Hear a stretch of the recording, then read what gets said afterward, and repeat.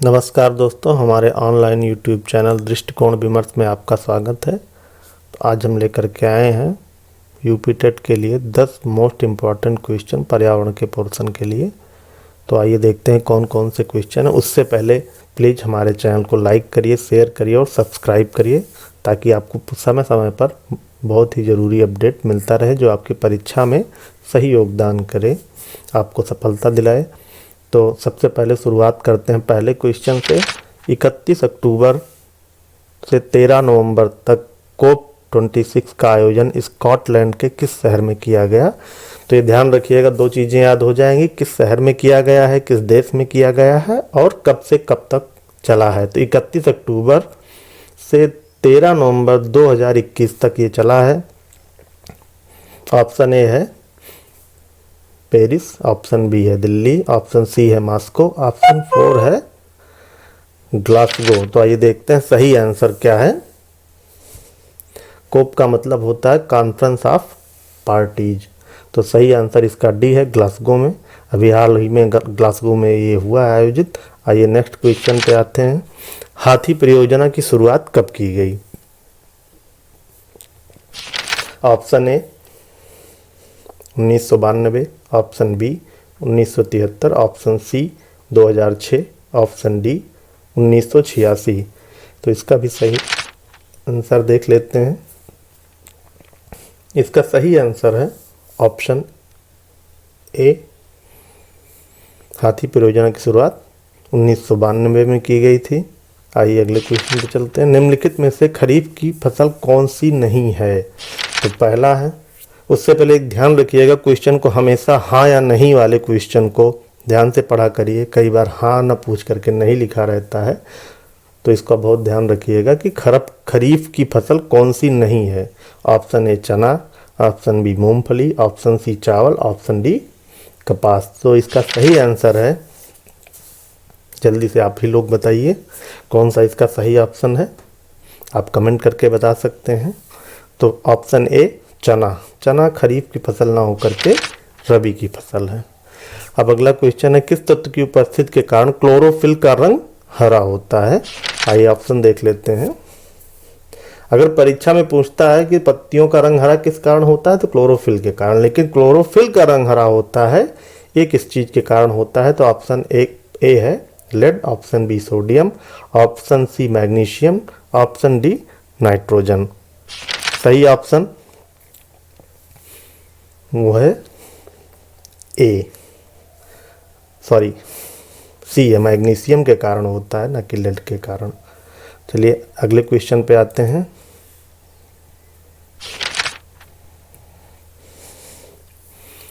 उत्तर प्रदेश सब्जी शोध संस्थान कहाँ अवस्थित है? Option A Kanpur, option B Lucknow, option C Gorakhpur, option D Varanasi. सही आंसर होगा इसका।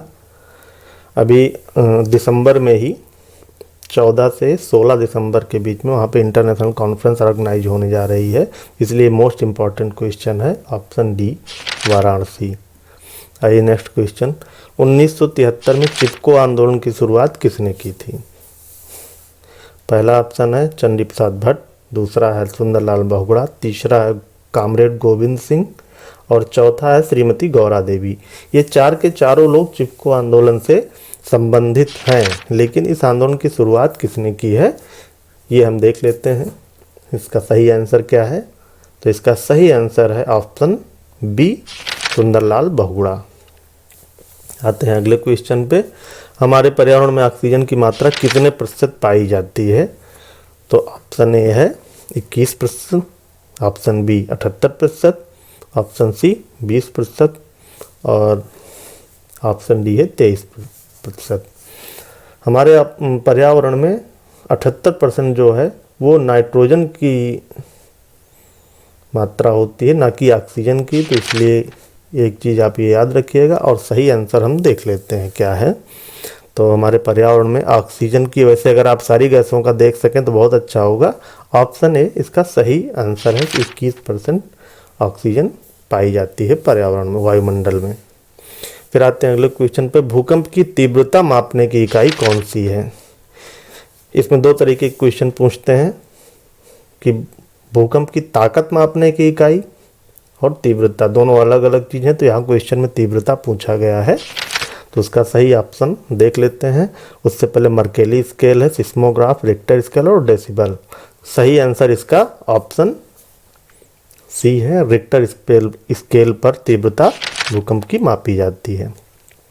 अगला क्वेश्चन है, जलवायु परिवर्तन का सबसे बड़ा कारण क्या है? पहला ज्वालामुखी विस्फोट, मानवीय गतिविधियां, कार्बन डाइऑक्साइड, और चौथा ऑप्शन है प्राकृतिक आपदा। वैसे इन सारी चीज़ों से जलवायु परिवर्तन होता है, लेकिन सबसे ज़्यादा अगर किसी चीज़ का प्रभाव पड़ा है जलवायु परिवर्तन पर तो वो है मानवीय गतिविधियां, ऑप्शन बी। कोविड-19 से बचाव के लिए लोगों को दी जाने वाली वैक्सीन कोवैक्सीन को किसने विकसित किया है? तो आइए देख लेते हैं ऑप्शन कौन कौन से हैं। पहला है एस्ट्राजेनेका और ICMR, दूसरा है WHO, तीसरा है फाइजर और चौथा है ICMR और भारत बायोटेक। तो आइए इसका सही आंसर देख लेते हैं। बहुत ही इम्पोर्टेंट क्वेश्चन है, क्योंकि कोवैक्सीन को अभी हाल ही में WHO ने प्रधानमंत्री मोदी के कहने पर, उनकी पैरवी पर उसको मंजूरी दी है। तो राइट आंसर इसका है डी। तो ICMR और भारत बायोटेक ने मिलकर के कोवैक्सीन बनाया है। ठीक है, अब लास्ट में आपसे कहेंगे कि आप हमारे चैनल को शेयर करिए, सब्सक्राइब करिए और लाइक करिए, और इससे जुड़े रहिए, क्योंकि अभी 90 क्वेश्चन जो मोस्ट इम्पॉर्टेंट है वो डाले जाने हैं, इसलिए चैनल को सब्सक्राइब जरूर कर लीजिए। Thank you.